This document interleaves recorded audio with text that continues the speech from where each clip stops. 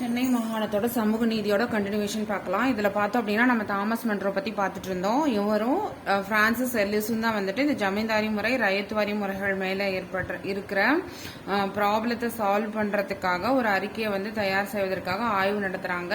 அதில் என்ன சொல்கிறாங்கன்னா, மக்கள் வந்து பாதிக்கப்படுறாங்க. ஏன்னா நிலம் ரொம்ப காலமாக அவங்களோட உரிமையான ஒரு சொத்தாக இருந்துச்சு. இப்போ அதை வந்து மேல்தட்டு மக்களான நிலச்சுவாந்தார்கள், அதுக்கப்புறம் மிராசுதாரர்கள், ஜமீன்தார்கள் இவங்கெல்லாம் ஆக்குப்பை பண்ணி நம்ம கிட்ட இருந்து வாங்கிட்டு விட்டுருவாங்களோ அப்படிங்கிற ஒரு நிலைக்கு தள்ளப்பட்டு அவங்களோட நிலம் பறி போகுது. அதே மாதிரி விளைச்சல் குறையுது. இதனால கவர்மெண்ட்டுக்கு கிடைக்க வேண்டிய நிலவரியும் வந்து கம்மியாகுது அப்படின்னு சொல்லி இந்த நிலங்களை தரிசாக சில நிலங்கள் வந்து தேவையில்லாம தரிசா போடப்பட்டிருக்கு. இதனால அரசுக்கு கிடைக்க வேண்டிய வரி வருவாயும் குறையுதுன்னு சொல்லிட்டு தாழ்த்தப்பட்ட வகுப்பினருக்கும் உதவி செய்யணும்னு சொல்லிட்டு இவங்க அறிக்கை வந்து தாக்கல் செய்யறாங்க. நம்ம இதுல வந்து ரயத்வாரி முறையை பத்தி பார்க்க போறோம். இந்த ரயத்வாரி முறை வந்து கேப்டன் அலெக்சாண்டர் ரீட் மற்றும் சர் தாமஸ் மன்றோ அவங்க 2 பேர்னால 18ஆம் நூற்றாண்டோட இறுதியில் வடிவமைக்கப்பட்டதுதான் இந்த ரயத்வாரி முறை.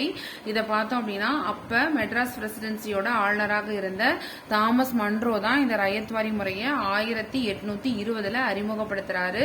இதுல என்னன்னா, நில வருவாயை வந்து விவசாயிகள் வந்து நேரடியா அரசுக்கு செலுத்துறது, இடைத்தரகர்கள் யாரும் இல்லாம.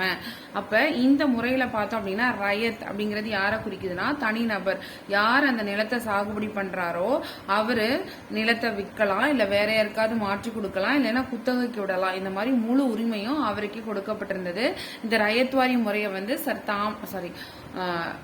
இந்த ரயத்வாரி முறையை வந்து சர் தாமஸ் மன்றோ தான் அறிமுகப்படுத்துறாரு. எப்போ 1820 இது முதல்ல எங்க அறிமுகப்படுத்தப்பட்டது அப்படின்னு பார்த்தோம் அப்படின்னா தமிழ்நாட்டில் தான் முதல்ல அறிமுகப்படுத்துறாங்க. அதுக்கப்புறம் தான் மகாராஷ்டிரா, பெரார், கிழக்கு பஞ்சாப், கூர்க், அசாம் அந்த இடத்துக்கெல்லாம் விரிவுபடுத்துறாங்க.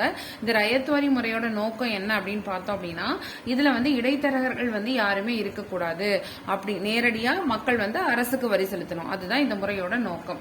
சோ நம்ம பார்த்த ரயத்வாரி முறை, அதுக்கு முன்னாடி பார்த்த ஜமீன்தாரி முறை. இந்த ஜமீன்தாரி முறையோட காலம் பார்த்தோம் அப்படின்னா 1793. இதுல இடைத்தரகரா ஜமீன்தாரி இருப்பாரு. அதே ரயத்வாரி முறையில மக்களே டைரக்டா அரசுக்கு வரி செலுத்துவாங்க. இது ஏற்படுத்தப்பட்ட காலம் 1820. இதுக்கப்புறம் வந்ததுதான் இந்த மகள்வாரி முறை 1822. சோ ஜமீன்தாரி முறை 1793, ரயத்வாரி முறை 1820, மகள்வாரி முறை 1822.